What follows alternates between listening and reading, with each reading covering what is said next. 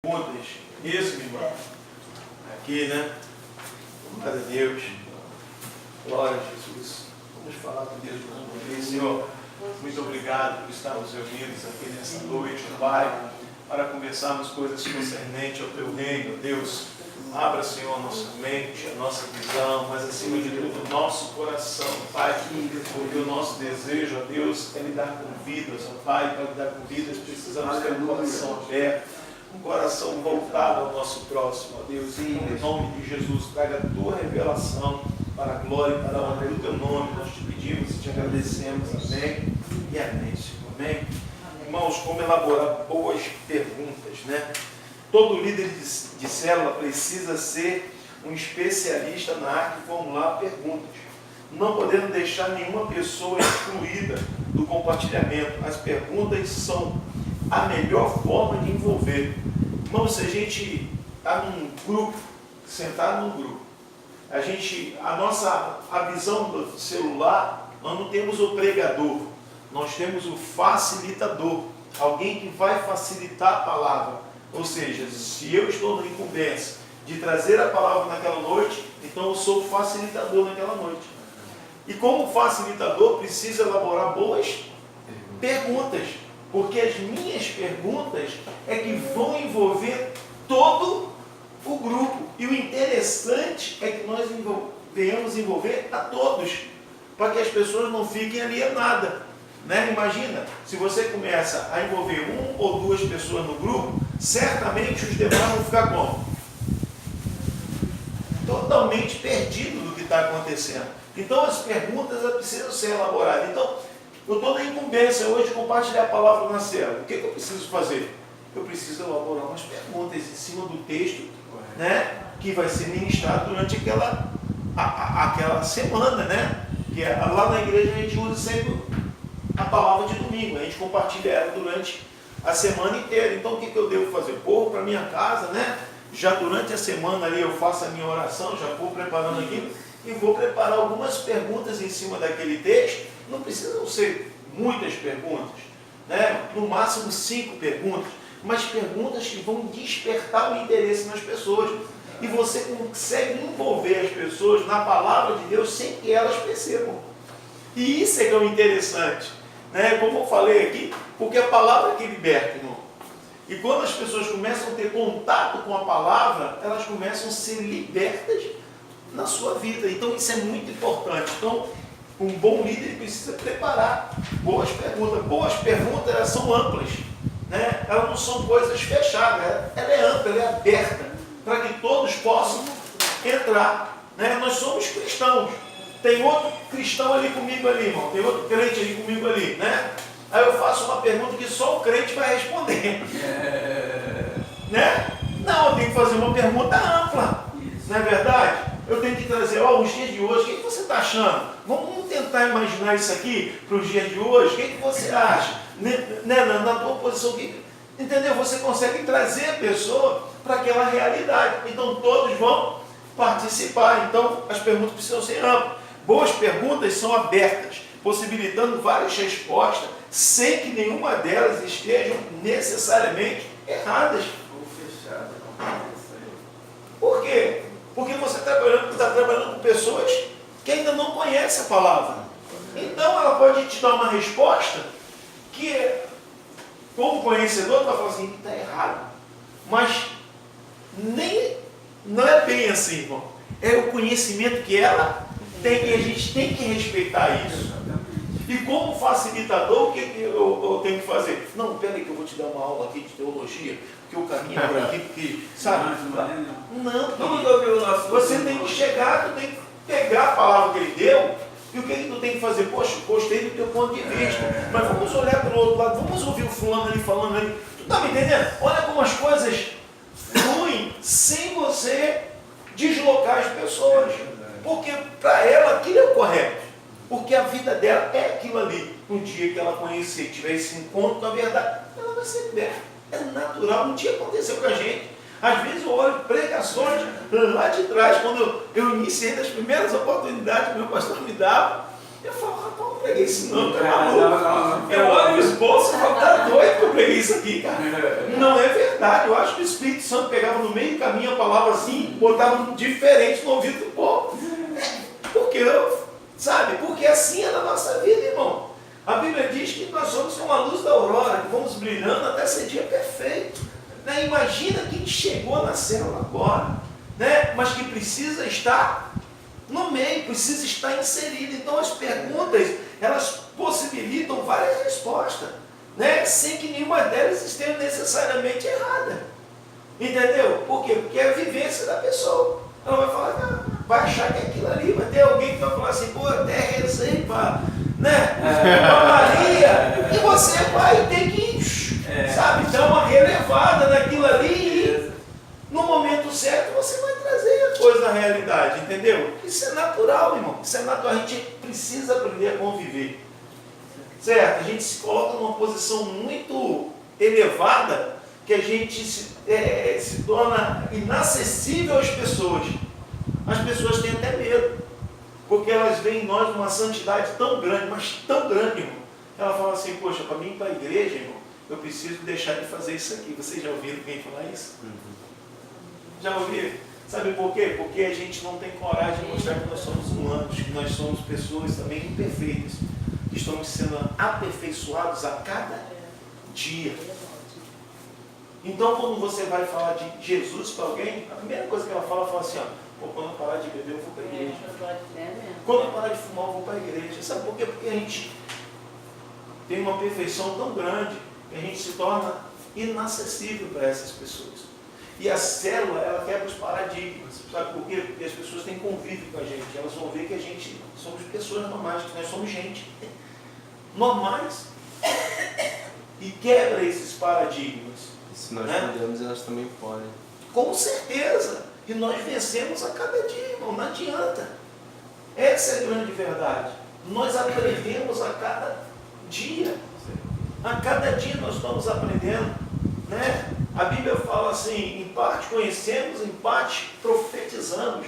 Mas quando vier o que é perfeito, o que é em parte será aniquilado. Ou seja, porque nós não somos perfeitos, irmão. Nós somos apenas em parte. Entendeu? Então, quando a gente leva essa possibilidade para as pessoas, ó, irmão, ó, quando não tinha Jesus, minha conta estava no vermelho. Mas quando eu aceitei Jesus, cara, minha conta continua no vermelho. Aí o cara vai olhar para mim e falar assim, caraca, eu pensei que tinha mudado, mano. Não, continua no vermelho, cara. Aí alguém levanta lá de trás e fala, só o sangue. Tu tá me entendendo? É a questão de você ser transparente, cara. Sabe? Ser transparente, você se torna acessível às pessoas. Entendeu? O Evangelho teve muitas mistificações durante sua trajetória. E na verdade, se a gente parar para ver Jesus, ele cada dia mais se parecia com o povo. Ele gostava de estar no meio do povo. Né? Então ele sempre buscou pessoas assim, de características dessa forma. Né? Tanto que ele poderia ter chamado quem? Para ser os seus discípulos? Os rabinos da época. Não é ou os talmidins que acompanhavam os rabinos, não. Ele foi buscar quem tinha sido reprovado. Né? Porque quem estava pescando, irmão, é porque não servia para ser rabino. Já estava aprendendo uma profissão do seu pai. Não servia para ser rabino, não servia nem para ser doutor da lei, irmão. Mas Jesus falou, vem cá, é você que eu quero. Sabe para quê? Para mostrar que a igreja ela é formada de pessoas imperfeitas, irmão, que estão buscando a todo tempo se aperfeiçoar na presença de Deus, sabe? São cada dia ali nós lutando para que a presença dele possa estar na nossa vida. Essa é a grande verdade. Boas perguntas não inibem respostas, né? Então a gente tem que elaborar perguntas que as pessoas não vão ficar inibidas. O cara responde assim, Entendeu? A minha pergunta tem que ser, ela não pode inibir a pessoa. Eu vou pegar algo que eu sei que as pessoas que estão ali não conhecem, irmão. Eu vou perguntar isso para quê? Vai dizer assim, não, eu vou mostrar para eles que eu sei que eu sou. Às vezes tem isso na vida. Irmão, eu vejo isso, pregadores dentro de igreja. O cara entra na igreja para impressionar, e vai, e a pessoa fica, caramba. Tem uns que nem respiram para falar. Irmão, eu não me impressiono com essas coisas. Porque Jesus nunca fez isso. Jesus conhecia a lei. Com 12 anos, abriu lá o livro, abriu, né, os rolos e falou assim, hoje se cumpriu. Porque o Espírito do Senhor está sobre mim, mas não vai vir em tempo algum. Jesus pregando a palavra, ali falando assim, porque está escrito tal e tal. Você vai ver, quando ele está no meio do povo, você vai ver ele falando de coisas cotidianas, porque ele não estava aqui para impressionar, ele estava aqui para resgatar como homem. Por isso que ele se colocou 100% homem, em igualdade, para quê? Para resgatar, para mostrar, vem cá, a possibilidade, não uma possibilidade, entendeu? Então, as nossas perguntas, elas não podem inibir as pessoas, elas têm que ser perguntas simples, e com simplicidade nós vamos conquistando as pessoas e a palavra vai mudando a vida delas. Então a gente não precisa elaborar, não, uma pergunta, não, faça perguntas simples, onde todos vão compartilhar, onde todos vão se sentir bem, vão falar, pô, gostei daquele lugarzinho lá, porque, pô, papo bom, legal, vou voltar lá de novo, entendeu? E assim você vai ganhando a pessoa para Cristo. Amém? E fazer perguntas até é um método de ensino, né? Fazer as pessoas pensarem. Sim, e que não sejam perguntas tão, assim, complexas, que sejam simples, de fácil respostas, entendeu? Mas que também abram um ciclo de onde outras pessoas vão entrar dentro dela e vão compartilhar, entendeu? Isso é importante, a gente ter essa visão. Boas perguntas estimulam honestidade, né? E as pessoas são honestas, vão responder com honestidade aquilo que está sendo perguntado. Por quê? Porque elas não vão ter medo, porque elas não estão ali no interrogatório, né? Elas estão num grupo, num corpo, então elas vão ser estimuladas a ser honestas naquilo que vão responder. Elas estão lá, o cara está lá vivendo uma vida totalmente errada, mas ele não vai ter vergonha de falar para você assim, não, cara, eu estou vivendo isso, eu preciso da ajuda de vocês. Sabe por quê? Porque ele está vendo que nós somos todos iguais. Né? As perguntas são simples, entendeu? Boas perguntas produzem novas perguntas. Né? Uma pergunta complicada nunca vai ter novas perguntas, né? Quando você tem uma boa pergunta, certamente alguém fala, pô, isso é legal, mas isso aqui? Aí tu vê que a coisa começa a fluir, aí o outro já tem uma outra pergunta para fazer, então isso é muito importante, amém? A honestidade no compartilhamento da célula, né? Um dos objetivos do compartilhamento é que as pessoas possam também abrir eventuais dificuldades pessoais e buscar ajuda no grupo. Somos perdoados quando confessamos os nossos pecados a Deus, mas somos curados quando também confessamos aos nossos irmãos, né? Irmãos, se o nosso ambiente, quando eu falo nosso ambiente, se o ambiente da tua célula, ele não for um local de confiança, irmão, de honestidade, querido, você não vai mudar ninguém, cara. Ninguém vai ser lá transformado. Essa é a grande verdade. A gente tem que aprender que o poder da língua, né? A Bíblia fala sobre isso, ele tem poder tanto para abençoar, mas também para matar. Então a gente tem que ter muito cuidado, o ambiente tem que ser de honestidade, irmão, de confiabilidade. Isso aí, e de compaixão mesmo, entendeu? De não expor as pessoas para outras pessoas. Lembra que no módulo 3 eu falei sobre isso aqui, né? Eu toquei nesse tópico, eu falei, às vezes você está lá, o cara se sente tão confiante que ele quer expor coisas da intimidade dele no meio de todo mundo, e você precisa contornar a situação, né? Para depois chegar no momento da comunhão lá do biscoitinho, você abraçar ele e falar assim, mano, não, pô, eu quero pensar contigo essa semana que eu quero te ouvir, entendeu? Para quê? Ele se sente tão confiante que ele quer falar tudo ali naquela hora. E também a gente tem que saber dosar isso aí, controlar essa situação como líder, né? Para que a pessoa não se exponha para todo mundo, né? Lembrem que nem tudo pode ser compartilhado na célula. As questões mais profundas da vida pessoal de alguém devem ser abordadas no discipulado pessoal comum, né? Não diante de todo o grupo. Então, o que eu estou falando aqui, você viu que a pessoa estava com vontade de se abrir ali, ela está se sentindo confiante naquele lugar. Mas como um bom líder, o que você faz?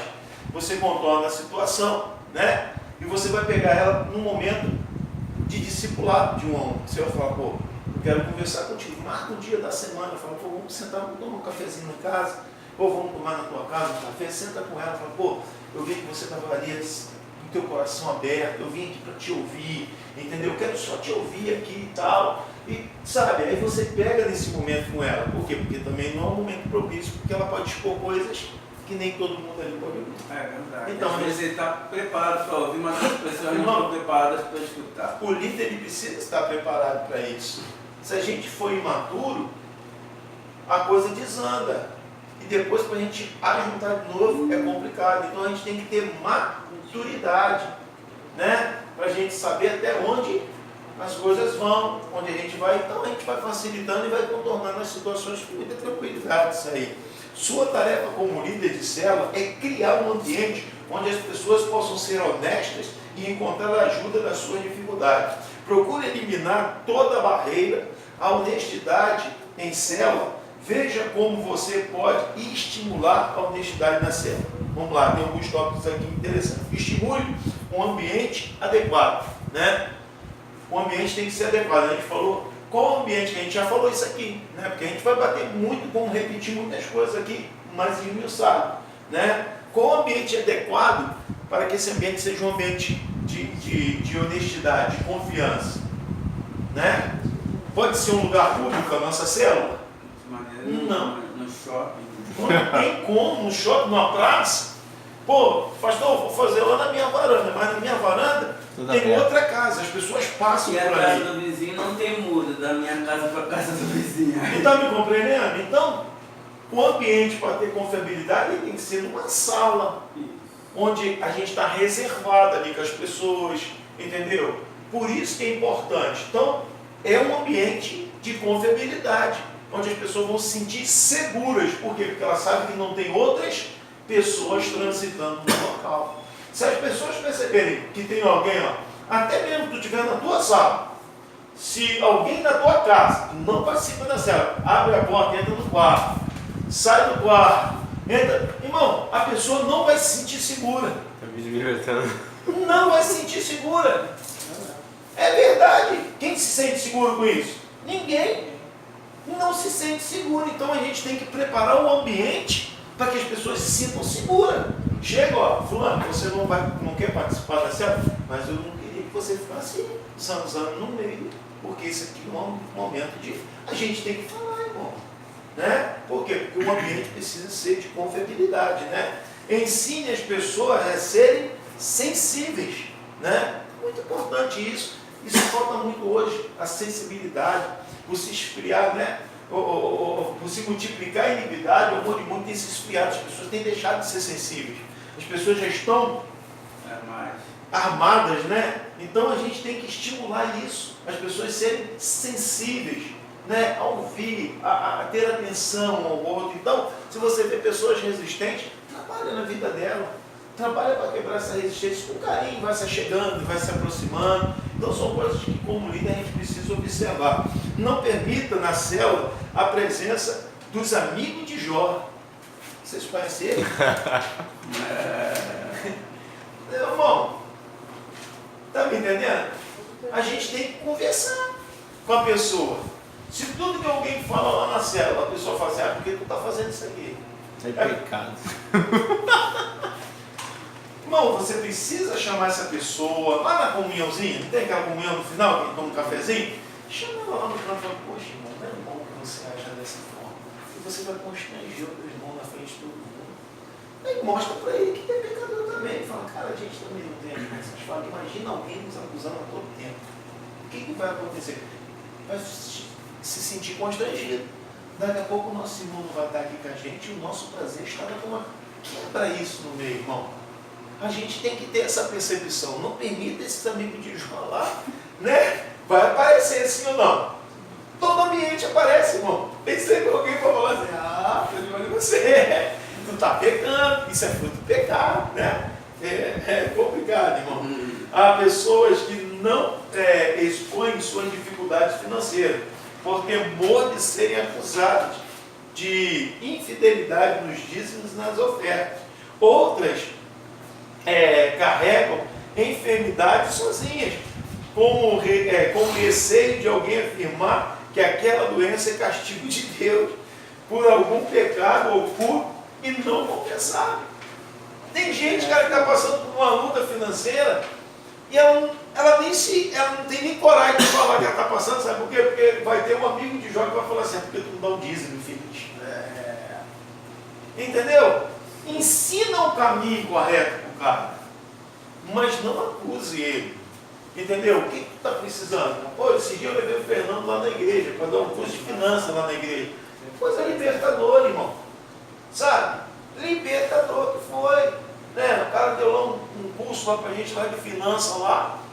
Em tempo todo o cara ensinou a gente a cuidar do nosso dinheiro. Cuidar do nosso, quando você cuidar do teu dinheiro, irmão, o dízimo você vai entregar ele tranquilamente. Você vai dar a sua oferta e ainda vai dar ofertas especiais ao Senhor. Quando você aprender a cuidar do teu dinheiro. Mas não adianta falar para o cara assim, ó, você está todo enrolado porque tu não dá dízimo, miserável. Você vai constranger o cara.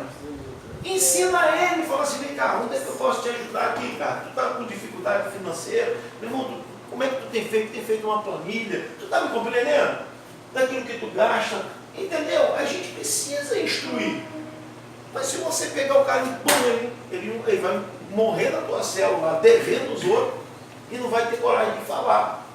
Porque a consequência dele não entregar o dízimo é um erro de administração dos seus bens. Essa é a grande verdade. Eu posso dar o dízimo e não administrar bem meus bens. Sim ou não? Sim. Sim. Quantas pessoas dão dízimo e estão enroladas financeiramente? Não é verdade? A gente precisa administrar o quê? Bem o nosso dinheiro. Eu estou dando. Sim. Ele está falando uma coisa que está acontecendo comigo. Mas se chegar um para mim falar, no caso se eu não estivesse dando dízimo, né? Sim. Ia ser uma coisa que eu ia falar, caramba, uma afronta, né? Sim. Ele está explicando direito. Sim, tá certo. é uma questão de quê? De administrar. Administração. A Eu gente- não deu para me administrar, então agora eu Isso estou enrolado, infelizmente. E aí, Eu tô o que dando a gente dízimo, faz? ainda não consegui sair Sim. desse moço. Mas aí a gente vai tentando se organizar. Não é verdade? Para quê? Para a gente chegar na porta de saída. Né? Na porta de saída. Então, a gente... Não, isso sai, irmão. Claro que sai. A gente aprende muito, irmão. Deserto é lugar de aprendizado. Não é lugar da gente morrer, não. E deserto tem porta de entrada, mas tem porta de saída, querido. É só um período na nossa vida. E é lá que a gente aprende. É nesse deserto que a gente aprende. Quando a gente tem abundância, às vezes a gente não pensa em controlar, em fazer uma reserva. Isso. Vamos comprar, vamos fazer, sabe? Mas o dia mau chega na vida de todos nós, de todo mundo. O dia mau chega na vida de todo mundo. É uma questão da gente. Eu duvido como você sair desse deserto, você vai voltar a esse deserto de novo. Sabe por quê? Você vai sair de lá, sabe? Com outra visão, maduro. Entendeu? Opa, ganhei aqui, peraí. Isso aqui eu vou fazer uma reserva. Reserva técnica. Isso aqui eu vou gastar aqui, porque eu sei que o amanhã não pertence a mim. Não pertence a nós. E aí, às vezes, a pessoa fala assim, né? Isso acontece, irmão, acontece com todo mundo. Isso aí não é constrangimento, porque o irmão falou assim que não. Isso acontece com todo mundo. Né? O cara fala, mas foi por um motivo de doença, coisa. Pode ser, mas a gente não se preparou. A formiguinha se prepara. Né? A formiga se prepara para o inverno. Né? Então a gente precisa se preparar, irmão. A gente tem que andar com prudência. Mas isso não quer dizer porque às vezes a gente mistifica muitas coisas. Entendeu? mistifica as coisas, mas é uma questão da gente administrar bem, né? Pô, povo, eu vou administrar legal. Eu conheço pessoas, irmão, que eu conheço senhor de idade, ele ganhava um salário mínimo, ele sustentava ele, a esposa, as 2 netas, o genro que era policial, que não guardava 1 centavo em casa, entendeu? Ainda pegava um emprestado. Aí tu fala, como é que esse cara vivia com salário? Eu conheço. Dinheiro rende? Conheço um. Mas mas isso é cultural também. Algo cultural também que vem sobre a nossa nação, que se a gente pegar assim culturalmente, principalmente no colégio, e muito menos muitos poucos pais ensinaram os filhos a administrar. Isso aí. Então, ó, é que nem casamento. Casamento, como é que as pessoas falam? Ah, gostou dela, gostei, tá, vai casar, meu filho, vai casar. Mas as pessoas, eu tive amigos que me perdoem, irmãos, eles se casaram no primeiro dia, na lua de mel. Sim. A mulher se jogou debaixo da cama. Eu conheço um cara que se trancou dentro de casa e queria ir para a igreja. O pastor foi buscar ele em casa, que ele estava trancado dentro de casa, tremendo. Não acredito. A casar? Tem gente que tem problema de. Gente, sério. Não consegue. A pessoa não consegue vem lá da infância. ter compromisso com as coisas. Né? Isso quando que você quando tá fala falando, de pastor. compromisso em qualquer área, seja financeiro, seja de casamento, fala de compromisso, ela se retrai. Isso que o senhor está falando, pastor, é libertador. Porque tem um rapaz aqui que vai se casar. Graças a Deus me tratou nessa área. É o quê? Vai casar com ele. Então, gente, o que acontece? São coisas que Ele em casa, né? Eu tô indo lá pra buscar ela. Medo. Então, cara, essas coisas é uma questão que às vezes a gente não deve julgar isso, entendeu? A pessoa está com uma enfermidade, irmão. Correto. Irmão, eu costumo dizer uma coisa, desde o dia que eu levantei a mão para Jesus, querido. Desde o dia que o negócio não é com o diabo, é com Deus. Então, se vier uma enfermidade na minha vida, irmão, glória a Deus por isso. Todo mundo dá crédito ao... Irmão, tu está dando glória a Deus, eu não estou dando glória a Deus, porque se Deus permitiu, irmão, há um propósito nisso. Tudo na nossa vida é um propósito. Né? Tudo na nossa vida tem um propósito. A gente precisa gravar isso na nossa cabeça, porque senão a gente fica dando glória para o diabo. Com certeza. Ah, o diabo tá. O diabo tá. Deus cuida da minha vida. Né? O José vai falar aqui, mas eu só quero dar um exemplo. É simples o exemplo. As mães aqui, levanta a mão aqui. As mães. Filho, menino ou menina? Os dois? Pastora também. Também, né? Vamos lá. Quando a menina estava para nascer, como é que era o enxoval? Preparou o enxoval? Mas ela pediu para ser. Pediu. E do menino? Estava lá tudo prontinho? Ele pediu? Por que vocês fizeram? Planejou. Porque vocês planejaram isso. Então, queridos, quando nós estávamos sendo gerados no coração de Deus, Deus já estava planejando também a nossa vida. O próprio Éden. Deus já estava. Quando Adão veio, o Éden já estava Preparado. pronto. Querido, quando nós nascemos em Cristo, já está tudo preparado. Ele cuida da nossa vida. O problema é que a gente ainda não aprendeu e não entendemos isso. E quando vem os ventos, a adversidade, a gente atribui o inimigo das nossas almas e a gente não fala, louvado seja Deus. Jó, quando ele passa por aquele processo na sua vida, Deus nunca perdeu o controle da vida de Jó. Glória a Deus. Tudo que o diabo tocou foi com permissão de Deus. E Jó, qual foi a palavra que ele deu? Nu eu vim neste mundo e nu eu funcionarei. Louvado seja o nome do Senhor é Deus. Sabe? Então Deus, ele tem o mesmo cuidado. Nós fizemos isso pelos nossos filhos porque nós o amamos, nós queríamos o melhor. E nós que somos maus sabemos dar boas dádivas aos nossos filhos, disse o Senhor Jesus, quanto mais o vosso Deus que está no céu. Não é verdade, irmão? Mas isso é algo libertador para a nossa vida. A gente tem que olhar assim. É verdade. Eu não atribuo, cara, minha vida.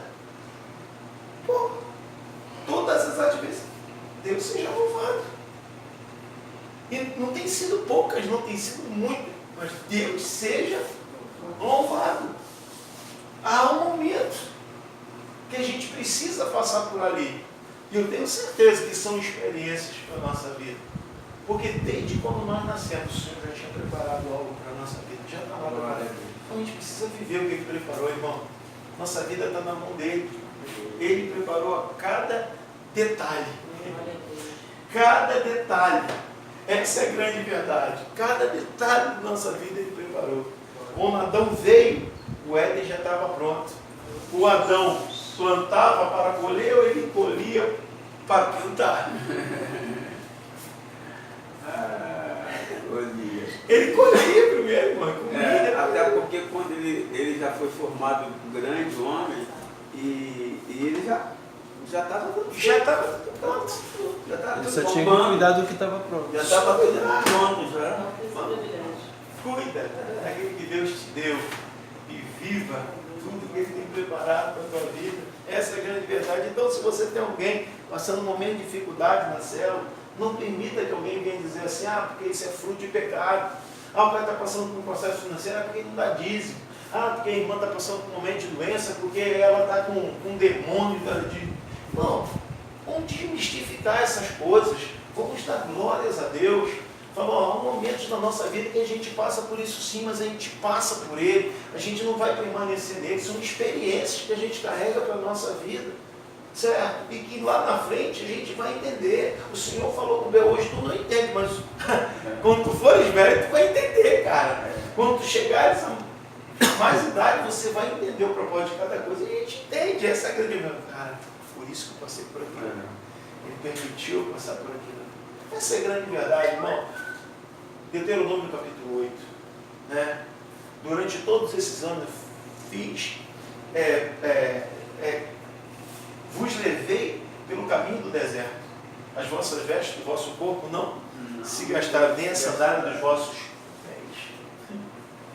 Né? Tudo isso para saber o que estava no vosso coração, se guardarias ou não os meus mandamentos. Certo? Porque nem só de pão viverá o homem, mas de toda a palavra que sai da alma. Uma palavra sobre a tua vida. Viva essa palavra. Viva essa palavra, né? Que relatar até com relação ao que o senhor falou sobre não atribuir ao diabo. Uma das pessoas que mais tinha intimidade com Deus é o rei Davi, né, e alguns salmistas também. Ele ali no salmo expressa o seu coração. Sim. Momentos de tribulação e momentos... Vários salmos. Nos salmos ele expressa o que ele está vivendo, a sinceridade do coração dele. E em nenhum momento você vê ele falar de Satanás, diabo, demônio. O relacionamento dele é ele e Deus. É com Deus. É com Ele. Isso é fantástico. A gente precisa viver isso. Nosso relacionamento com Ele não tem parte, irmão. Minha vida, se eu entreguei a Ele, se a palavra entrou em mim, Salmo 37, verso 5, entrega o teu caminho ao Senhor, confia nele, o mais Ele fará. Irmão, se eu entreguei, quem entrega não é mais dono de si próprio, é Ele que é dono. A partir de hoje sereis propriedade peculiar do Senhor, propriedade dele. É Ele que cuida. É Ele que cuida. Ele pega, ninguém toca. Não tem como. Não tem como, nós somos dele. Então, a gente precisa quebrar essas mistificações, porque a igreja viveu isso. Isso parece que também é uma questão cultural da igreja brasileira. né, de atribuir as coisas que acontecem na nossa vida para o demônio. Fala, isso é o diabo que está. Não. Você fala para alguém que entrou na tua célula, que não conhece Jesus, fala para é o diabo, ela vai sair de lá para falar nada. E tem gente que tem medo do diabo. Mas por que ela tem medo do diabo? Porque ela não conhece o seu libertador. No dia que ela conhecer ele, irmão, ela nunca mais vai ter medo dele. Uma das estratégias do diabo é justamente tentar gerar medo. Se você se convencer e começar a ter medo, ele vai ter domínio sobre você. Se colar, pega. Se colar. Mas se você souber a realidade, você nunca vai ter medo dele. A estratégia sempre foi a mesma, irmão. A estratégia não muda. É sempre colocar dúvida e intimidação. O bicho é feio. Certo? É duas coisas. É dúvida e intimidação. É mesmo. Porque quem duvida do Senhor nada, se você entrar dúvida no teu coração, não vai receber nada de Deus. Então ele quer colocar dúvida no teu coração. Ele vai dizer que você vai morrer nessa luta que você está passando. Que você nunca vai sair. Pô, irmão, é fantástico a gente ler e a gente vê isso desde pequeno. Quem está na igreja desde pequeno, a gente escuta isso desde pequeno na escola dominical. Capítulo 17, livro de 1 Samuel, Davi lutando com o gigante. Pô, como é que alguém vai para uma batalha, irmão, sem uma espada? Ainda fala para o cara, eu vou arrancar a tua cabeça. Sem medo nenhum. E por que ele ia arrancar a cabeça? Com a própria espada do inimigo. E que deve ter sido uma dificuldade para ele Vai levantar, levantar. né? Peraí, rapaz. Mas eu vou arrancar a tua cabeça. Não acorda E não, hoje não toda acorda a não. terra- E hoje toda a terra saberá que é um Deus em Israel. Eu vou arrancar a tua cabeça. O cara tinha o que na mão dele para arrancar a cabeça? Nada, você está trazendo a espada para mim. Você me dá uma espada, eu vou arrancar a tua cabeça. Tá bom. E toda a terra vai ver que é um Deus sobre Israel. Irmão, a gente precisa viver isso. Essa é a grande verdade. A gente precisa entender isso, amém? Não permita inconfidências, né? Uma das maiores barreiras à honestidade é o medo das fofocas. Se as pessoas percebem que algum membro da célula não é confiável, elas jamais se abrirão ali honestamente. Mas, irmão, se você vê uma pessoa que gosta, não está na tua célula, não trabalha na vida dela, encosta, orienta, entendeu? Porque isso pode afastar os demais, porque vai tirar a confiabilidade daquele ambiente. E tirando a confiabilidade daquele ambiente, irmão, as pessoas vão se sentir presas, elas nunca vão ser libertas, elas não vão ter coragem de abrir o que está dentro do seu coração. Como ministrar uma boa oferta, né? A gente já passou por isso aqui, né? Mas a gente vai entrar agora, mergulhar nisso aqui, né? A reunião de célula é uma das 3 principais reuniões da nossa igreja. As outras 2 reuniões principais são o culto de celebração, né? E os cursos que a gente faz juntos lá com a liderança. Ou o equivalente, que ele chama aqui de TADEL, tá? É treinamento avançado de líderes de célula, né? É onde a gente reúne toda a liderança de célula para ministrar uma palavra, porque quem lidera, quem ministra, precisa ser ministrado, né? Então, isso é normal. Amanhã vocês vão ter isso aqui. O pastor está aqui de vocês, ou um líder que ele incumbir, para estar mentorizando a vida de vocês, para estar também trazendo palavra para a vida de vocês e despertando, né, a cada dia, orientando naquilo ali. Então, eles colocam que eles têm 3 reuniões: a célula, o culto de celebração, que é onde a gente reúne o povão, né, e o TADEL, é onde nós ministramos sobre a liderança. Isso é muito importante, irmão. Isso é muito importante, porque líder precisa de alguém sobre ele para dar o direcionamento. Eu falei isso no domingo, irmão. Tive uma reunião ministerial na igreja, né? E eu tive que pegar um pouco pesado. Eu falei, irmãos, eu só quero salientar uma coisa. Tem coisas que o Espírito Santo nos revela. Tem coisas que o nosso líder vai dar a direção. E ponto final. É Bíblia, é palavra. Não adianta. Ah, mas o Espírito Santo, a gente está vivendo ainda quase com uma meninice, gente. Pastor, posso contar um testemunho rapidinho? Claro, pô, não tem problema não. Ontem a gente teve que ir lá no cemitério, né? E o pastor estava indo na frente e tal. Eu estava seguindo o pastor, mas também estava com o GPS ligado. E eu recebi uma lição, assim, eu creio que Deus falou comigo ontem. Por quê? De repente o pastor acelerou e eu fiquei preso no sinal, eu já perdi a vista do pastor. Deixa que falar com ele, que daí tem dia atrás. E aí eu fui pelo GPS, comecei a ir pelo GPS. E eu entrei à direita e o pastor tinha seguido reto. O caminho que eu fui foi muito mais difícil se eu tivesse continuado seguindo o pastor. Por quê? Você conseguiu ver? Eu cheguei antes, só que eu peguei uma ladeira, uma subida, e no meio da ladeira e das subidas tinha que quebrar mola. Foi uma dificuldade para chegar lá. Cheguei, mas foi trabalhoso. Sim. Então eu aprendi essa lição. Eu meditei nisso que aconteceu. Tem coisas que no nosso cotidiano, no nosso dia a dia, abre chave na nossa. Sabe? Abre uma chave assim. E a gente traz isso como exemplos da nossa vida espiritual. Né? Porque o nosso irmão está colocando aqui, é uma coisa natural que aconteceu com ele. Ele estava seguindo o pastor. De repente, o pastor, ele não alcançou, foi pelo GPS, foi pelo outro caminho. Né? Ouvi outra voz. Meteu o pé, pastor. Aí o que aconteceu, mano? Sabe o que aconteceu? Isso é brincadeira. Quando eu cheguei numa esquina, isso é brincadeira. Eu tô acompanhando o GPS. Eu tô aqui, pá, o GPS tá aqui, eu tô, pá. Quando chegou na esquina, sem brincadeira, eles mesmos disseram, mas não é pra direita? Parece que o GPS fez assim. Aí eu peguei pra esquerda.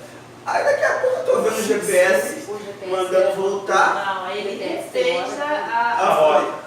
Aí eu falei, pessoal, então vou refazer. Aí vou deixar, vou voltar. O pessoal que eu estou lá atrás consegui. Aí o GPS refez, aí eu passei. Mas não foi assim, eu que estabeleci, até porque eu nem conheci o lugar. Mas para ele foi uma chave. Pra mim Foi legal. Foi de legal. Deus. Foi Tu de tá me Deus. entendendo? Isso é interessante, irmão. Tem coisas, irmãos, que o Espírito Santo está revelando a gente. Tem coisas que a gente tem que estar sensível à voz da nossa liderança. Essa é a grande verdade. E às vezes a gente padece por não dar ouvido. Então, irmãos, a gente vai ter sempre essas reuniões de conversa. Então, a célula, a celebração, o culto de celebração e o Tadel, é onde o pastor vai sempre estar dando um direcionamento, são as celebrações mais importantes. Entendeu? Onde a gente precisa estar muito focado. Nós temos reunião com a liderança, irmão. Eu sei como vocês vão fazer, se é 15 dias, se vão fazer toda semana. Entendeu? Isso é uma coisa que a liderança de vocês vai estabelecer. Né? Não somos nós que estabelecemos. A liderança, por quê? Porque em conformidade com a doutrina da igreja, conforme a igreja vai desenvolver. Né? Mas, nós temos uma reunião de liderança. Não vou não estou afim de ir não. Irmão, você vai começar a perder a direção. Pode ter certeza disso. É muito importante a gente, porque outrora a gente falava assim, esse negócio aí é coisa de puxar saco, né? Ficar colado no pastor, coisa, não é verdade? Não é verdade? Né? Mas aí você tem que se lembrar de alguém chamado Eliseu. Josué. Olha os exemplos. Não se apartava da tenda. De maneira nenhuma. E tem os exemplos ao contrário, não tem? O Geazi, que se apartou do profeta para pegar uma moedinha com o Naamã, e ficou como? Leproso. Então a gente tem que ter muito observância. A gente vai ver que Jesus carrega os discípulos, né, no seu dia a dia, mas ele sempre estava com eles. E os discípulos sempre ali perto de Jesus, aprendendo. Então isso não muda, é igual. No momento certo, na hora certa, Deus faz. Então, a reunião do céu é uma das 3 principais reuniões da nossa igreja. E outras 2 são as reuniões de culto de celebração do Tadel, que é o treinamento de avançado de líder de célula. Ou equivalente assim, com o nome que vocês possam dar. A igreja que define isso. Né? Assim, a oferta na célula é tão importante como a oferta nas outras reuniões. A gente precisa, eu dei uma palavra aqui no capítulo 3, né? Porque no capítulo 3 já falava de oferta. Irmãos, a gente tem um constrangimento terrível fala de oferta, irmão. Só que oferta é algo libertador, dízimo. Está na Bíblia, você tem que dar o dízimo, irmão. Está lá escrito lá que você precisa entregar o teu dízimo. Oferta, ela está no teu coração. Ela revela o teu coração. Gratidão. Ela revela o teu coração, cara. Aí o cara fala assim, não, eu estou curtindo, mas minha oferta vou dar só 50 centavos. O teu coração. A Bíblia fala, contribua segundo propôs o teu Coração. coração, cara. É a palavra, então aí tem constrangimento. A oferta, além de um ato espontâneo de adoração ao Senhor, demonstra nossa gratidão pelo seu amor, sua graça, suas provisões em nossa vida. Os membros devem entender a seriedade do trabalho que a igreja realiza e sentir-se parte desse grande projeto de maneira geral. Podemos ver algumas situações que acontecem em muitas igrejas. Irmãos, às vezes a gente fica olhando o jardim dos outros. A gente fica olhando lá fora, a gente fala assim, pô, cara, aquela igreja ali, pô, o meu pastor não vai para lugar, não vai porque você não contribui, pô. É simples, cara. É muito simples. É porque lá tem pessoas com coração generoso, com coração voltado para a obra. Irmãos, assim, eu louvo a Deus porque eu tenho pregado isso lá na igreja. Eu tenho falado isso lá na igreja, irmãos. E eu não alcancei ainda o coração de todos não, tá, queridos? Eu tenho boa parte que ainda está presa. Mas eu tenho pessoas lá, irmão, que Deus tem trazido com liberalidade. Eu tenho pessoas lá que Deus tem trazido com liberalidade. Esses dias uma irmã me chamou e falou assim, pastor, eu vou dar um carro para esse irmão, porque eu estou vendo a necessidade dele.